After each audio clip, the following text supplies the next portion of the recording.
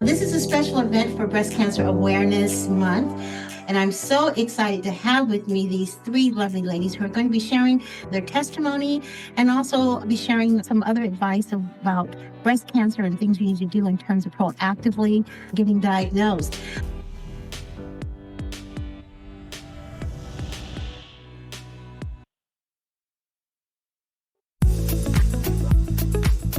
Hi, I'm Lennis Woods Mullins, and I love to help women to vibe, to be more vibrant, intuitive, beautiful, and empowered in midlife. So come on, let's vibe.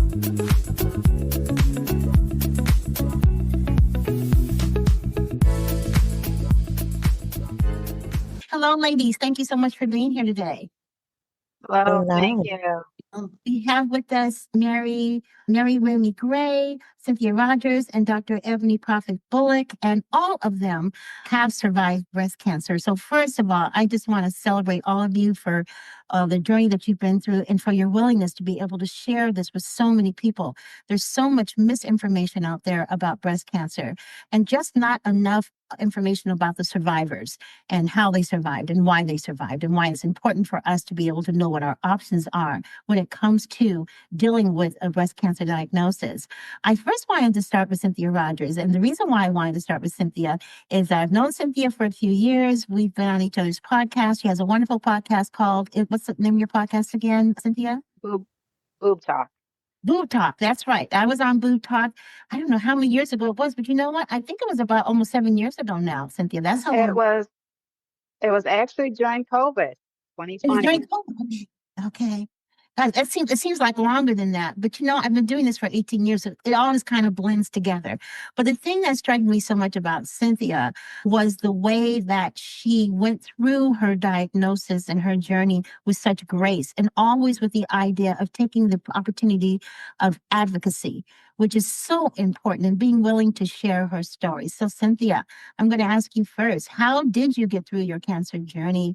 How did cancer change you? And what's some of the advice that you would give someone with cancer? Hey, I just want to say, Lena, thank you for having us on this wonderful podcast and giving us the opportunity to share our stories. Let me just give you a bit of family background. My mother was diagnosed with breast cancer at the age of 60, and that was back in, I believe, about 2003, and I was 34. So right then we know, hey, you have to start being proactive. I had to start getting my mammograms. I think I was 35 at the time. I'm now 66. And so seeing my mother go through the disease, just being a warrior, is really what prepared me for my journey. I never thought it was going to happen to me. But then in the back of my mind at the time, I thought, well, hey, if I ever do get it, I won't be till I'm 60. Well, I got diagnosed in 2016 at the age of 46. So even though in the back of my mind, I'm thinking, maybe it could happen to me, it was a complete and total shock to me. And I was diagnosed with invasive ductal carcinoma, stage 2. And that means that the cancer was in my lymph ducts, but had spread outside tissue, and it was a chance that it could spread throughout my whole body. Thankfully for me, it did not spread any further. I got great care at my local cancer center, Roswell Park Comprehensive Cancer Center here in Buffalo, New York. But I would say that my faith is what really got me through. And also, mother, not only did she have cancer one time, she'd gotten it 9 years later at 69. So just watching her battle it, grace, never saw her complain, leaning on her faith, that I think prepared me for my journey. And I just relied on my faith. And because of that, I took it upon myself to learn more about breast cancer because at the time my mom was diagnosed, I had no idea that there was types of breast cancer, different stages. I just thought, hey, breast cancer, breast cancer. We had no idea. We didn't know that there were certain things that, like a breast surgeon when my mom first got diagnosed. So, I was learning a lot along the way with her, and that also prepared me for my journey.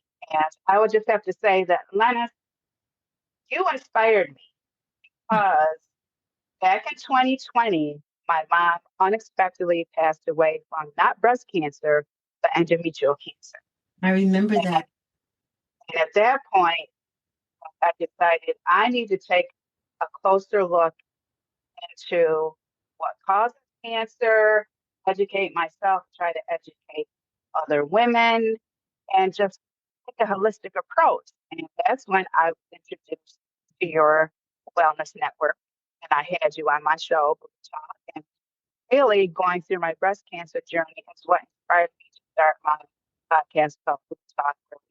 Not only raise awareness about breast cancer, but other cancer issues, talk about survivors, talk about people that are undergoing treatment. And I wanted to take a holistic approach. That said, hey, let me reach out to this wonderful lady named Lennis so I can get tapped into wellness. That was also during COVID. We were working from home, and it was just a stressful time. I was going through some anxiety, and I would have to say that you really inspired me, and you helped me get through post treatment. You helped me emotionally as well as spiritually. And then because of that, I decided to myself become a certified holistic because I wanted to educate people about what cancer can do, how to prevent it, how to be proactive.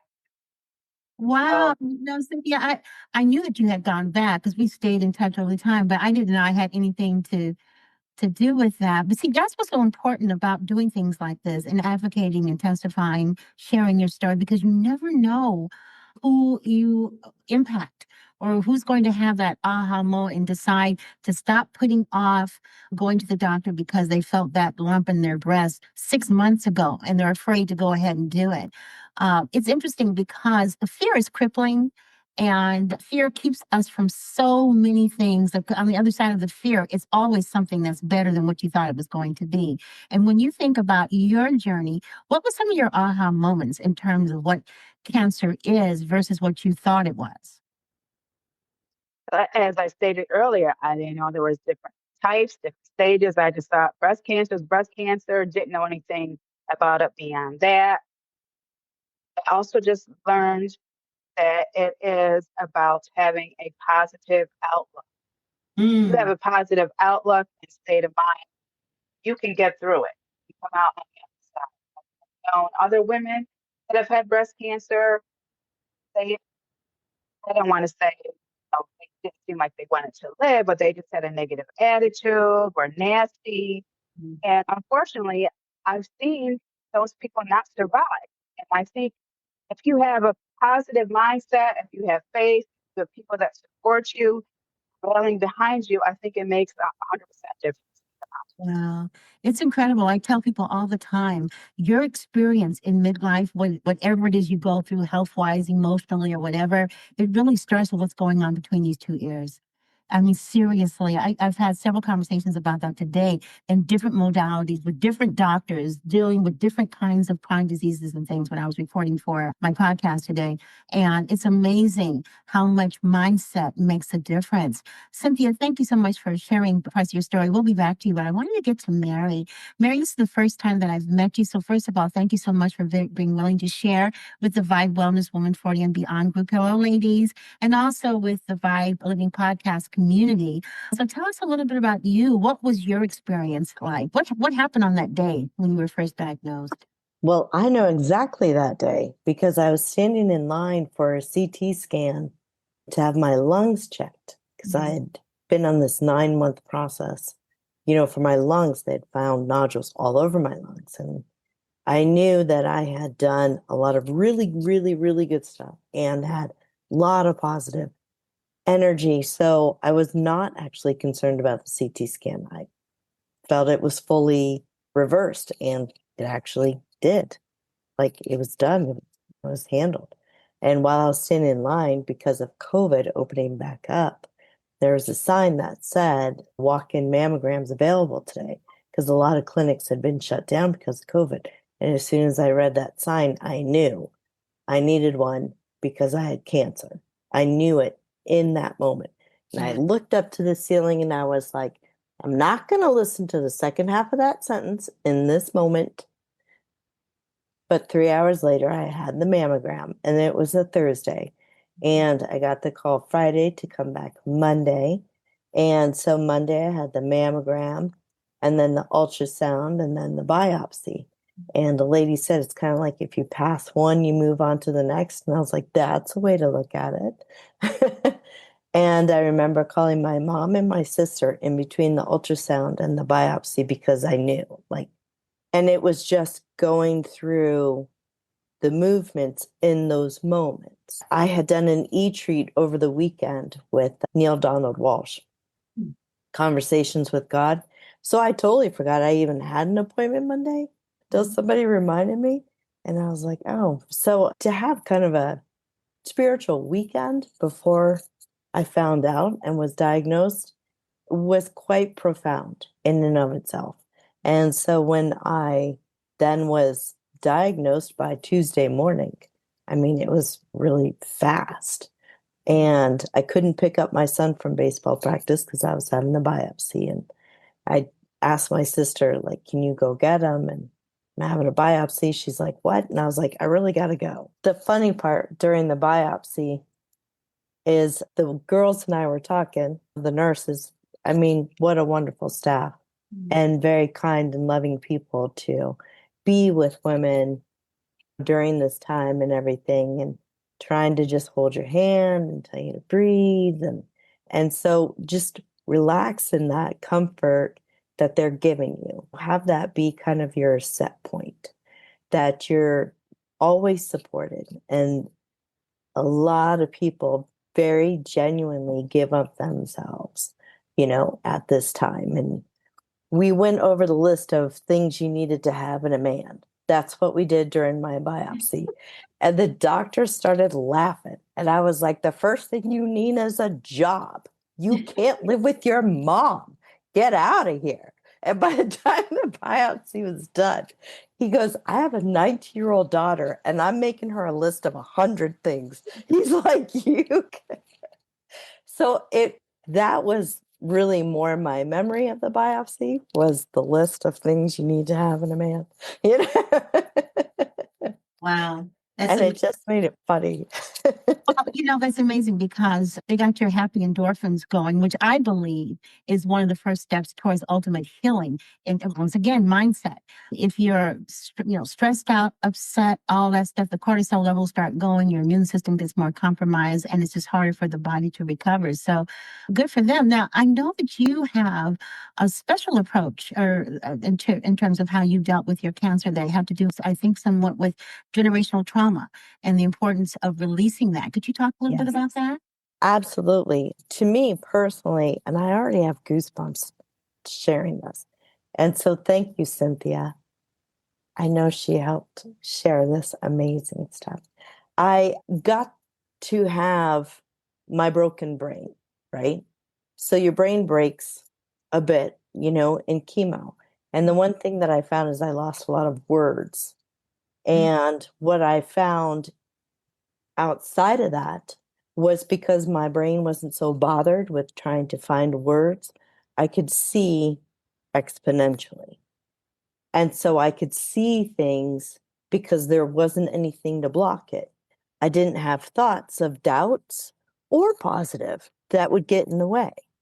I just knew things to be either true or not true. And so I followed it over and over again. And I followed it to where it was to take me, because I knew in the way that I could see things, even being an intuitive like my whole life, that when, it had spread and then I had to have chemo and it went really fast. When God said, you have to go through this, I knew that I was going to come out a little better than I went in. And I didn't know what that meant, but I trusted that He also trusted me to go through the journey. So I trusted the journey completely. And so in the generational trauma, I realized that there's a vibrational shift that happens to DNA when emotional trauma happens, and especially with women.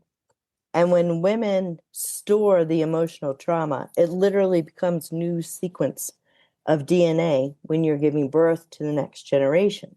So that generation, in a sense, what I found most often was that being silenced is actually easier to do as the next generation developed and developed.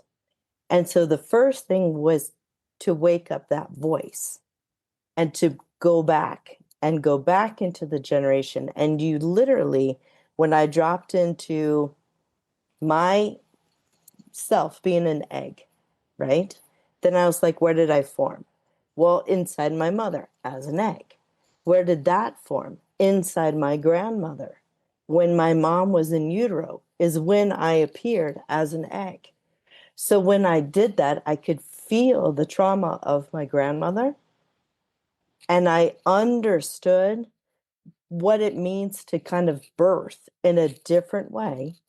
And so everything that my mom and I are and have lived through was part of the trauma that my grandmother had endured and created. So it was really kind of mind-blowing, to say the least. But the cool part is my, oncologist is also a hematologist, and we've got it documented. That's amazing. Isn't it amazing how out of what could have been a tragedy and definitely chaos comes all these different avenues that you ladies have come to pursue? And that's what's so amazing about these stories. It reminds me of the whole story about the phoenix and the ashes. I really do believe that we have various phoenix moments in our lives. I think every time we have a baby, it's a phoenix moment, because I don't think we realize at the time, nor do we really talk about the fact what we truly risk when we have a child. I got a text message from my daughter just recently. She just landed in South Africa. She's in Johannesburg, and she was just talking about how beautiful it was. And she said, "Mom," she's so dramatic. She says, "Mom, thank you so much for risking your life to have me." And I was like, "Well, we don't think of it that way, but it's really true. But so much of the time, as women, as we go through, there's so many things that we take upon ourselves that are risk to our beings that we don't even think about. So when something like this happens, the thing that's amazing to me is the resilience that women have, and how they take some of these key learnings from something that could have been detrimental and weave it into something that is really powerful. And I know that's what you've done, Meri. Dr. Ebony Prophet Bullock, you gave me permission to call you Ebony. Welcome. It's so great to have you here. Welcome. Thank you. Thank you. Thank you so much for being willing to share your story. Tell us a little bit about you and how you found out about your diagnosis and what you've learned through your cancer journey.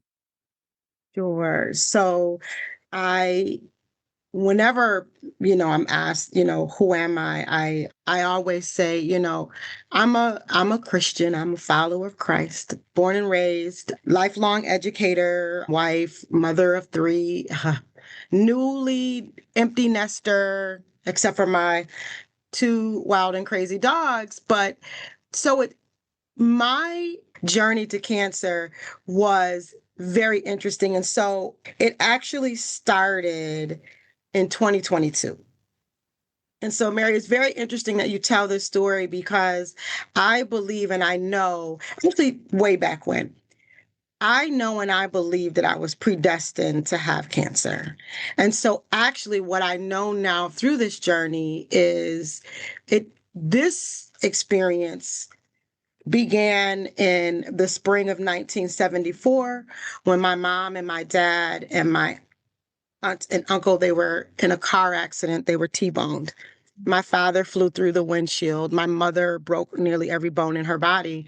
And I had a grandmother and another aunt, my mother's oldest sister, they were intuitives. And at the threat of danger, personal danger to the doctors and the nurses, they did not allow the medical staff to clear me from my mother's body, because they basically said, there's no way this child could live. There's no way she could make it. Fast forward September of 1974, here I am. I was born. And so I know that the only way that my parents and I made it through that is because Christ, who's my savior. Some people say universe, some people say Allah, some people say Buddha. I honor it all. There's no way he didn't have a good plan for me. There's no way he did not have a good plan for me. And so it started there, but fast forward to 2022, it was a rough year coming out of COVID.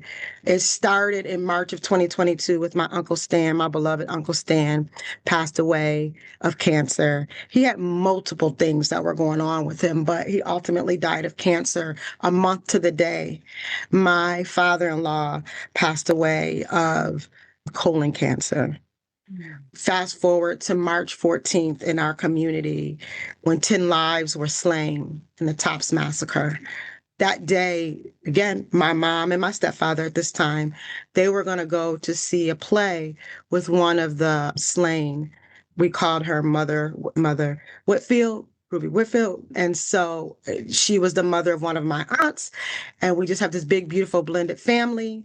And so that happened. Then my mother gets very, very ill, inexplicably. We just didn't, understand. And originally, we thought, well, she's doing some exercises because she was young and spry, 20 years older than me. I was 48. She was 68, still doing a lot of stuff, biking, going to the gym, swimming. So we said, well, maybe there's some things that are getting mixed up in there and you're just a little sore. But something checked in my spirit because what my mother would have never done is she would have never missed any occasion for her grandbabies. And this was my daughter's junior year. Or senior year, excuse me. She was coming out of her senior. And so long story short, it was junior, how it happened. She missed my daughter's junior prom. She just could not come over because she was so sick. And then that summer was just a whirlwind of doctor's appointments. Ultimately, she passed on September 6, 1922, September 6, 2022, which was my daughter's first day of her senior year. My mother was also, which is so profound, is that she was a lifetime educator here in Buffalo. So she was a teacher. She sat on the board. She was a professor at Buff State. And she ultimately passed away of pancreatic cancer, but the original cancer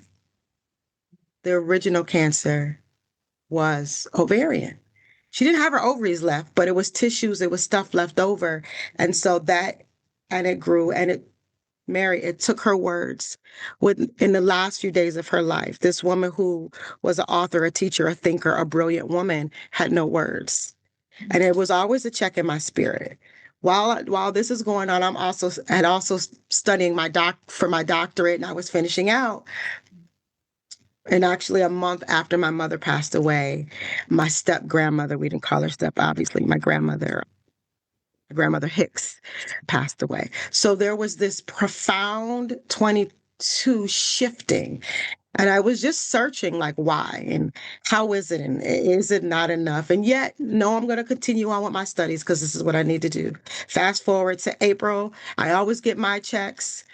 Didn't feel anything, but I knew every April, because I did actually have a friend years and years ago, Tamika Oaks, who passed away in her 30s of breast cancer, didn't have children, long family history, shocked me, and I just wanted to always make sure. So I'm in April, and I go to have my screening. I'm always going to have to go back because I had dense breast tissue. So I go in, I have my screening, and I'm happy-go-lucky. I take my little half day with the Board of Education, go get my screening, and on the way out, I got my envelope. Here's my envelope. You're going to mail me my results. I know I'm going to have to come back to see Dr. Paul because I have dense breast tissue. So Cynthia knows my story. So I got the little envelope in the mail. I didn't read it. I said, oh, okay. Here's the envelope from Dr. Paul's office. I know what it's going to say. Literally, got a little envelope here. I did one of these things. Tossed it because I knew what it was going to say. Call, hey, this is Ebony. Need to follow up with my sonogram and blah, blah, blah, blah. Well, we want you to get a diagnostic mammo this time. Oh, okay, whatever, no big deal. I come back. I thought it was weird because they had to talk to my primary to get the okay, all that stuff. I go back a week or so later, and literally the office is like quiet and just I'm cracking jokes because I crack jokes. I'm, silly and sarcastic. And everybody is just like, someone like peed in their Cheerios or something. Like, what is going on?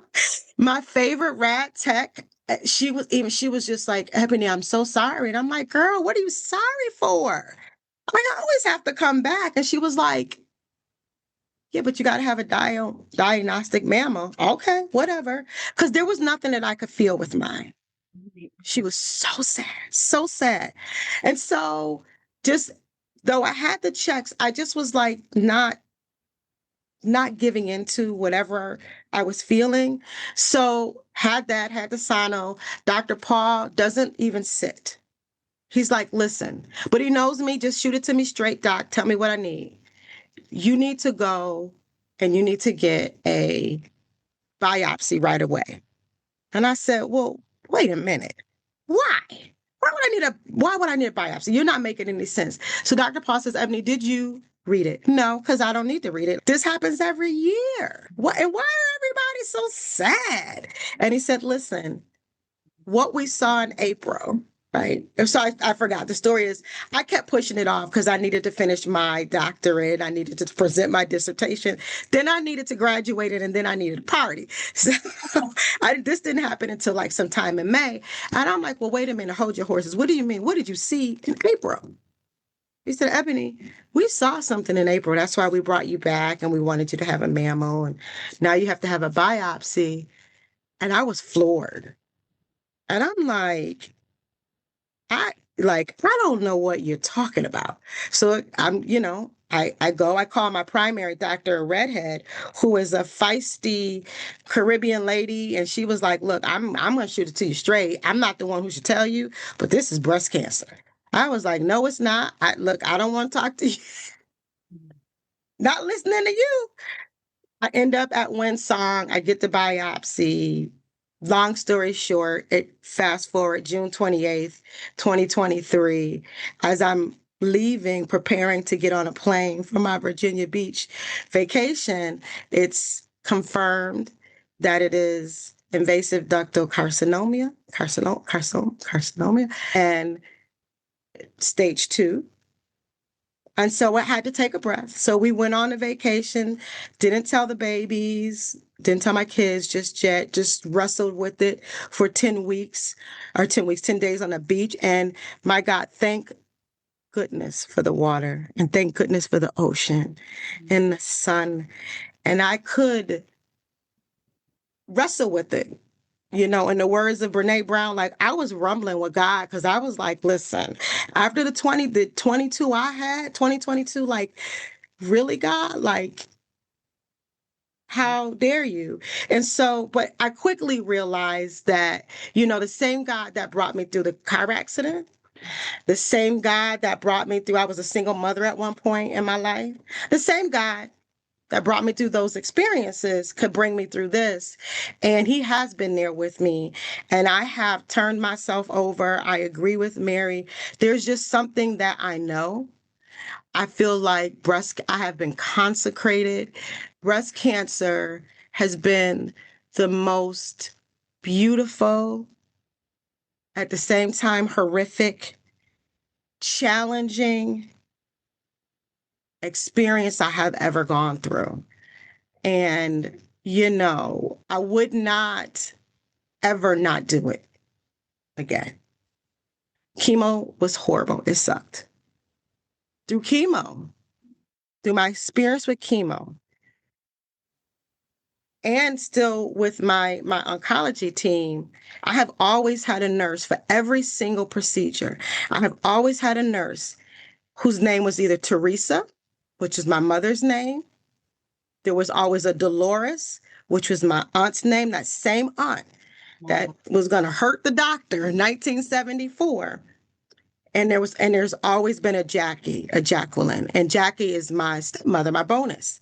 So like the way God worked to make sure that through every procedure, I had these 3 women with me consistently. That's something coincidence. It's just been It's just been an amazing, and I say it just like that, most beautiful, horrific, but still wonderful and so much joy. I still have joy. My knowing about the universe and God and what God is bringing to me. I thank God. I honestly thank God for breast cancer. I do. Amazing. What you described is basically what life is really all about. You have the goods, you have the highs, the lows, the valleys, the peaks, all of that. And you take all of those components, and it's really what a breast cancer journey is like. And I wanted to ask all of you, I see, first of all, that all of you have developed offshoots as a result of your experience with breast cancer. Dr. Bullock or Ebony, you've got a scan store with the breast cancer in your faith, a journey, and you've got anxiety unlock, a personal journey. You've got several books here, but you also have a membership. You have coaching services that all are focusing on helping women through breast cancer. And when you take a look at all the things that you have accomplished as a result of breast cancer, what would you tell women right now if they've just been recently diagnosed? What would be your piece of advice to help them get through it? And I'll start with you, Meri. To say, as people can give you lots and lots and lots of ideas, right? And things you should do, like berries, for instance, may not actually be the best thing to eat. Like knowing your chemo compared to the diet that is best for the chemo so that it is most activated. Wow. Was amazing for me to find out. So antioxidants actually kind of take away the ability for chemo, and you have a higher chance of it coming back. That was amazing to learn. I picked my doctor's brain like nobody's business, and watermelon, one of the best things to have all the way through. It has iron and it keeps you hydrated. And so all the way through all your chemo and radiation, watermelon is great to have. Raw spinach, hamburger, and tomatoes. I did not know. This was the God's grace. I got to just hear and feel my body completely because I didn't have words to interrupt, right? And so I did not know that vitamin K, but I oddly did know that vitamin K was very important to my body in that moment. And once I would have my mind back for a little bit, right? Then I read upon that vitamin K is one of the first things to leave your body in chemo. And so that's why having tomatoes put into your body helps to offset it. And so that's just one thing in and of itself. And I got to pay attention to that with my doctor, which we watched my blood levels the whole time. The second thing, and Cynthia knows this, is that when I was going to start radiation and they give you the Aquaphor or the lotion to protect yourself, I kid you not, my brain was like, that doesn't work. And I just told them, I was like, that doesn't work. And all of a sudden I could see the particles of the radiation falling upon the body. And so it was showing me how and why it doesn't work. And so the lotion and the Aquaphor both equally actually adhere to the skin, right? Yes. But they also then adhere to the radiation particles that fall and land on it. And so when that doesn't actually get moved away from the body, it helps it actually enter the body. And so the things that cause burns, right, the radiation burns, is in part because it can't fully protect the skin. So I was sitting there and I was like, well, what would fully protect the skin? A spray tan. And so I went and got a spray tan because that made sense. A spray tan never, ever, ever enters the skin, ever, no matter how much you do it. And so it's actually the first or best thing. The particles of radiation bounce off the skin and they kind of spread across, and that has a similar baseline as Aquaphor does. And so I got a spray tan, and the only thing I would change was getting two, because then because it's 6 weeks of radiation. And when I went back for the 3-month checkup, the nurse was like, "Did you not have radiation?" And I was like, "Yeah, I did." And she goes, "Where are your burns?" And I said, "Oh, I got a spray tan." Like, It makes no sense to me. Amazing. It's amazing about the blueberries because everybody thinks that's the go-to for any kind Right. And it's not. It actually decreases how strong the chemo is. And then it actually has a higher likelihood of the cancer returning because the chemo does not get to be as strong as it's supposed to be. Wow, that's amazing. What about you, Cynthia? What was some of the, what key advice would you share with someone who's been recently diagnosed? I would say always advocate for yourself.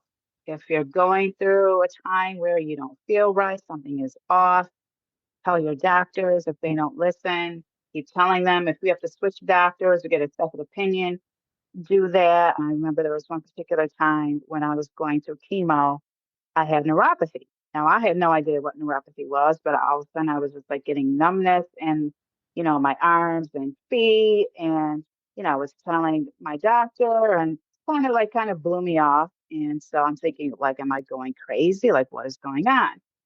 So I would follow up with get into any support groups that you can. I was in a support group, saw other women talking about neuropathy. I'm like, oh my gosh, I'm not going crazy. This is a thing. I talked to my doctor, and so he finally said, okay, well, yes, that is, a side effect of chemo. They had to change my medication because it was just too strong for me. So always advocate for yourself no matter what. Wow, thank you so much. And what about you, Ebony? By the way, I have to thank you for an indirect compliment. You said that your mom at 68 was young. I'm 68, so thank you. Very young, very young. I think I always say, go to a support group, get help. And I say that particularly to breast cancer patients who look like me, Black women. Mm-hmm. We go through so much. And so I am particularly interested and curious when Meri talks about the connections between generational trauma and how we as women in general, but Black women specifically, how we hold and carry trauma, how we hold and carry stress. My mother would tell me all the time, Ebony, you are angry. You've been angry since you were a child. You hold anger, you hold bitterness, and it turns into sickness. So get some help before you go get your mammogram and then get some more help. This Sunday I preached a sermon about this and it simply was listen to your doctors, take your medicine and go get some help. Pray and get help, right? So preachers can preach, teachers can teach, doctors are around for a reason too. Get some help. Go speak to somebody because as women we carry everything. We carry our families, everything, our communities. That's why a lot of us, our shoulders are all the way up here, right? We just carry so much stress. Go get some help. Go talk to somebody. And I always say to women that I talk to and that I work with that divorce in your mind any and everything you think about cancer. It is nothing like the cancer of even 2 years ago. It really isn't. And even though it sounds like Cynthia and I may have had a similar diagnosis, and it could be exactly the same. Everything is so individualized. And what works for you will work for you. What won't work for you for one person. And don't be afraid to advocate and say no. And same thing. Aquaphor did not work for me. Some good old cocoa butter and shea butter worked for me. And I have no burns. And people ask me the same thing. How is it that you had that many rounds of radiation and you have no burns? Good old cocoa butter and shea butter. So get some help. And yes, listen, read, pray, be educated. But Meri had a beautiful experience, and Cynthia had a beautiful experience, and Ebony has a beautiful experience. Know that your cancer journey is unique unto you. And listen, you'll get a knowing, you'll get a hearing, you'll hear it. Listen to that knowing and advocate for yourself. As I was listening to you, there's so many things that you're saying, and I have not had cancer, but there's so many things that you're saying that resonate with me for the last 18 years that I've been working with women over 40. And one of the things is that there is many different symptoms and ways to treat their symptoms as there are women who are having them. The other thing is that you're absolutely right. There seems to be an insensitivity, and I don't want to say a deliberate unawareness, but I'll be kind and say an unawareness when it comes to Black women and their tolerance for pain and just believing what it is that we're saying in terms of what our symptoms are. If you have a doctor that's just not listening, then change the doctor. Gone should be the days of when you just go into an office and lie down and listen, and you're basically being lectured to in terms of what you're going to be doing next. Instead, it should be a two-way conversation with your spiral notebook or your journal, wherever you keep your symptoms and how you've been feeling during the course of the day, and you have a discussion and you decide, the both of you, what the next steps are going to be. Just automatically think that because he has or she has the ability to write a prescription for drugs, that they know everything about you, because your body is your body. So you look for, hopefully, an integrative type doctor who's taking a look at what's going on with the whole total you and not just what's going on with your body. But I had a question for all of you, and this is a sincere question because I don't know. What's the difference, and how do they decide between whether you get chemo or radiation or both? It all depends on your diagnosis and if you feel that you want to do that. Now, I had chemo and radiation. But actually, I had chemo before I had surgery. I had a lumpectomy, but they suggested I have chemo first to shrink my tumor. And I also was in a clinical trial, which I also would advocate for that as well. If anyone can be a part of the clinical trial, and I did it to try to help someone in the future, because we just don't know what causes cancer. And for Black women and women of color, for some cancers, we have higher rates than white women or other races. So I wanted to be part of a clinical trial. But it's like Ebony was saying, it all depends on the individual, what your course of treatment is going to be. Okay. All right. And so I had to have my surgery first because my cells, I had grade 3 cells, which means they were rapidly. So in April, there was one lesion and they were flat and smooth. So I would have never, you couldn't feel them at all. So that in April, I had one. By May, there were 2. June, there were 3. July, there were 4. When I had my lumpectomy in August, there were 5, and they were spread into my lymph nodes. And so mine was just rapidly growing. And so because it was grade 3, my doctor, Dr. Sunniwala, he and Dr. Pizer they were like, nope, let's go in, let's take it, and then we will do radiation, and then we will do or the chemo, then we will do radiation. So it depends on the diagnosis, the stage, the grade, and what you want it to do. I also have a very profound footprint of cancer in my family, right? So again, I told you about my mother. My dad had prostate cancer. My aunt, the one that stood guard, she died of uterine cancer. So there's a profound footprint of cancer, but also as it relates to the reproductive organs. So we wanted to take a more aggressive approach to just shore up and also get the genetic testing, which mine, thankfully, there was no genetic connections. What about you, Meri? Well, we did the surgery first because what they found in the mammogram, they seemed like it was pretty simple. And they even did a biopsy under my arm, as well. And that came out, no cancer. And so 4 weeks later, I was having surgery, and the surgeon asked if she could pray beforehand. And I said, sure, not a problem. And then when she was done, I asked her, I said, can I pray over you? And she goes, like, nobody's ever said that. And I, what, do you mind? Like, is that okay? She's like, yeah. And so I asked, God, if there's something that she needs to remove in addition to, or any guidance, please do. And so she went ahead and removed all my lymph nodes. And it's a good thing because the cancer they found there, which, like I said, they biopsied one of the 4 and it was nothing. But the other 2 had a much more aggressive cancer than what they found in the breast.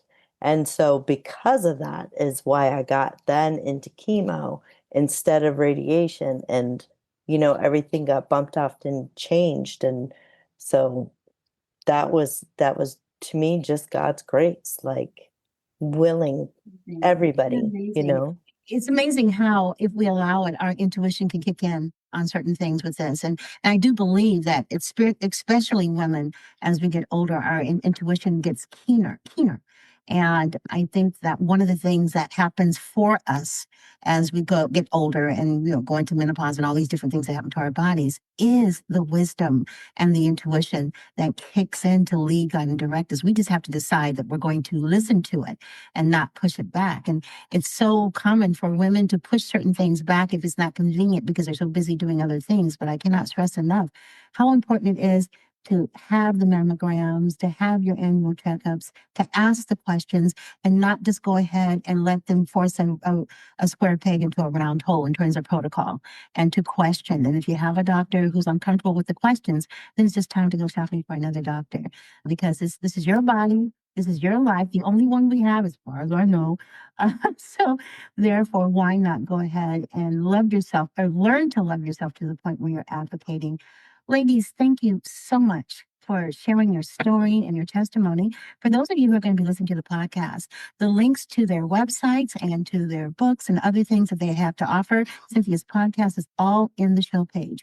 For those of you who are listening live right now on Facebook, I'm going to go back in and add those links so you'll know how to get in touch with these people. Ebony has coaching services, and I guess now, Cynthia, you're doing coaching as well, and Meri is doing tarot and crystals and all kinds of wonderful things, all with the advanced benefit of having gone through a trauma and a tragedy, which even makes you even more of an empath, more of a intuitive, to be able to understand the journeys that women are taking. And there was one other thing that you had mentioned that okay, there we go, gray fog came and gone, that you had mentioned that I thought was just so profound. I guess it'll come back to me later, but I'm just so grateful to have all of you here today. It's wonderful. And for those of you who are listening to the podcast, please, I would love to know your opinion. Please comment, like, and share the podcast. Thank you so much for listening. And thank you very much, listeners, for making V.I.B.E Living Podcast in the top 5% of podcasts in the world. I'm very proud of that. It's only because of the quality of the guest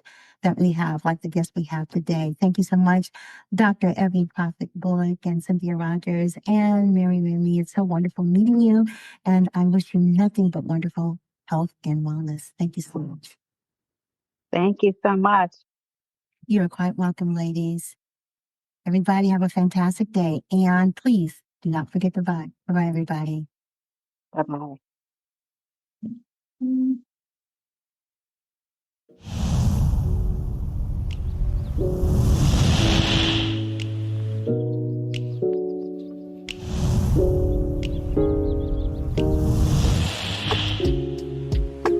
Thanks for listening to the V.I.B.E Living Podcast. And don't forget to subscribe, like, and comment, and share this podcast. Have a fantastic day, and don't forget to vibe. Bye-bye, everybody.